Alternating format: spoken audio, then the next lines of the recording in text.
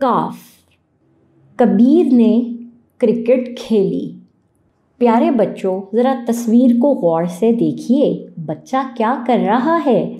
ये तो क्रिकेट खेल रहा है। और यकीनन आप में से भी जो लड़के हैं उनको क्रिकेट खेलना बहुत अच्छा लगता होगा।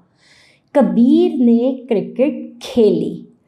कबीर, क्रिकेट, दोनों लफ्ज़ों के शुरू में एक जैसी आवाज़ सुनाई दे रही है और ये आवाज़ है का की आवाज़। का कबीर, का क्रिकेट। जिस तरह चू चू चिड़िया की आवाज़ है, इसी तरह का आवाज़ है हरूफे तहज्जी के रुकन काफ की। और ये रहा काफ। काफ क्या कहता है? काफ कहता है का कबीर, का क्रिकेट, का कुत्ता, का काला, का कौवा।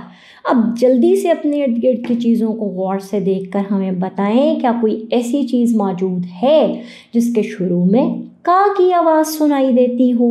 और एक काम आपने और भी करना है। आपने अपनी मौल्लिमा या मौल्लिम की मदद से कागज़ से कश्तियाँ ज़रूर बनानी हैं।